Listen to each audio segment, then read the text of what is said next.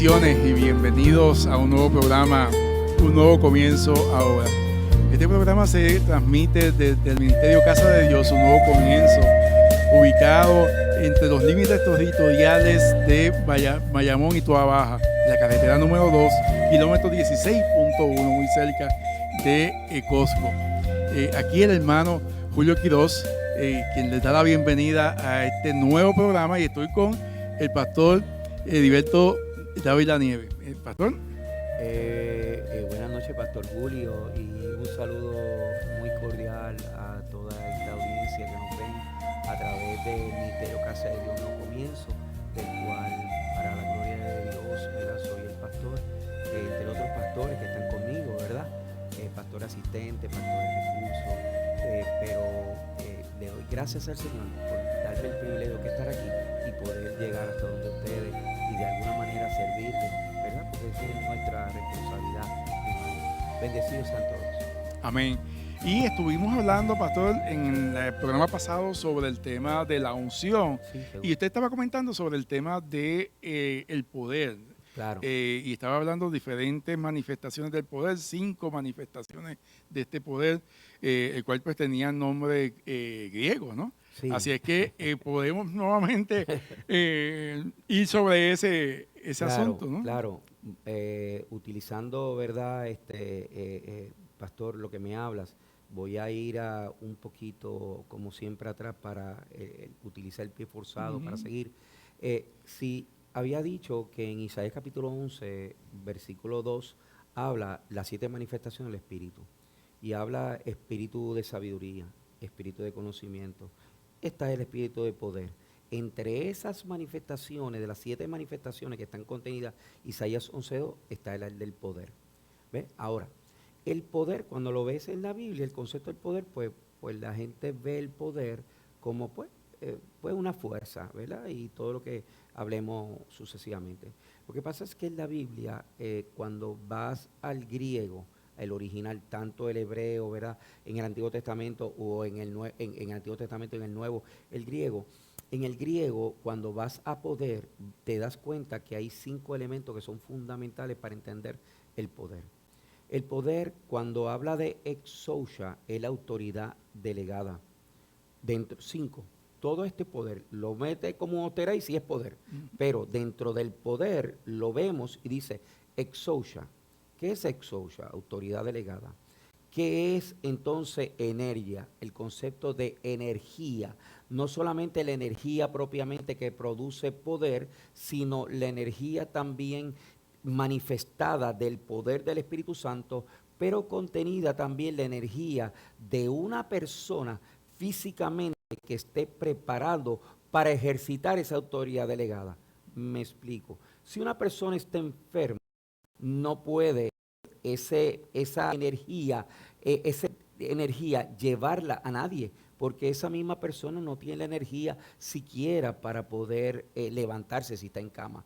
Quiere decir que esa energía tiene esas 2 variantes, tanto de el insuflo del espíritu del poder, pero también del cuerpo humano que esté preparado para recibir esa carga, esa manifestación fuerte. Quiere decir que está la autoridad delegada, que es el exousia, está el energía que acabo de mencionarte, está el dunamis. El dunamis es el poder propiamente contenido como una bomba explosión que cuando cae automáticamente ejerce esa influencia, ese poder. Entonces está el ishu. El ishu es como el delivery, es que Dios te dice, ve y haz algo. Ve y háblale a esa persona, ora por esa persona, porque quiero sanarlo. Cualquier cosa que Dios te envíe, ese es el hijo. Y el kratos es la manifestación propia, donde tú ves propiamente el resultado final. ¿Ves? Ahora bien, ¿por qué es tan importante estos contextos dentro del poder? Porque el poder, cuando Dios te da la autoridad delegada y Dios te dice, ve donde esta persona, o sea, yo voy a sanar a esta persona. Ok, tú tienes que preguntarle y dice, ok, ¿voy ahora o voy luego? Porque nosotros no nos mandamos. Nosotros básicamente somos muchachos demandados. Somos, como diría, como siempre he dicho, yo soy un cartero. Yo llevo la carta, yo no la escribí, me dicen algo, pues yo voy para allá. Así que yo soy un siervo aquí de títulos y cosas. Yo siempre he sido bien pastor y me sobra ropa. Porque el gran pastor de el gran pastor de las ovejas, ¿verdad, Jesús? Pero habiendo dicho eso, tienes que estar seguro que cuando Dios te dé esa autoridad delegada, tú estés preparado físicamente, emocionalmente y espiritualmente para ejercer esa función de esa autoridad delegada que Dios te dio y te encomendó. Ahora, tienes que automáticamente el poder, ese lo ejerce mediante Espíritu Santo, pero ese Itsu tienes que saber cuándo hacerlo porque Él te lo diga. Porque si haces las cosas a destiempo, puedes dañar el proceso que Dios quiere hacer, trabajar con una persona o con la iglesia. ¿Por qué? Porque Dios te dijo lo que quería hacer, pero tú tienes que determinar cuándo. Entonces, fíjate cuando tú empiezas a ver y empiezas a entender los contextos, empiezas a ver cuando la gente se van fuera, se adelantan a los tiempos, ¿ves? Quieren hacer cosas cuando Dios quiso. Por ejemplo, si va a 2 Reyes capítulo 2, versículo 1, estaba Elías en el Monte Carmelo y estaba con Elías. Lo envió a Golgal, a Betel, lo envió como consecuencia a Jericó y luego a Jordán. Cuando Dios te envía, cuando Dios determinó, cuando quiso, cuando va a 2 Reyes capítulo 2, versículo 1, dice, cuando quiso, es cuando a Él le da la gana, cuando suena fuerte, pero es en el momento en que quiere, porque todo tiene su tiempo. Hay tiempo, propósito y hay hora. En el contexto de la temporada, el momento oportuno. Ahora bien, fíjate que en Mateo capítulo 10, versículo 1, dice que Jesús comisionó, le dio la autoridad a 12 discípulos propiamente. Cuando le dio la autoridad, no era que se quedaran con ella. Había un propósito, había una comisión. Y lo vas a ver que dice, para expulsar espíritus inmundos.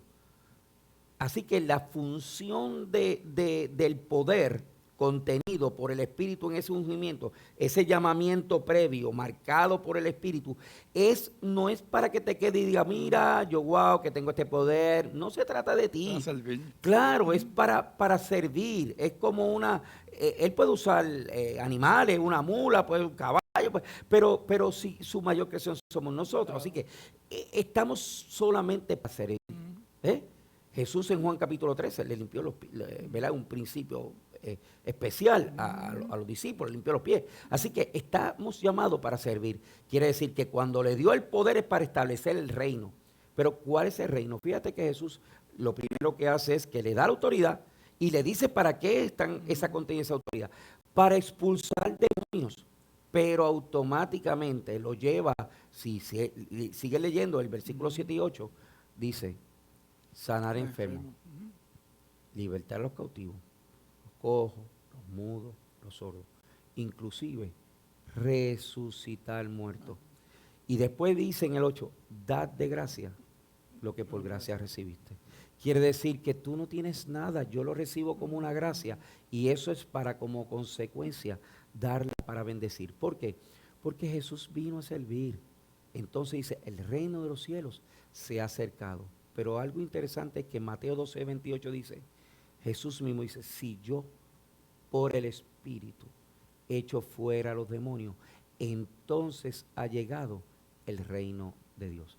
Quiere decir que el reino de Dios se viene a establecer no como el mundo lo hace, no como las personas lo interpretan.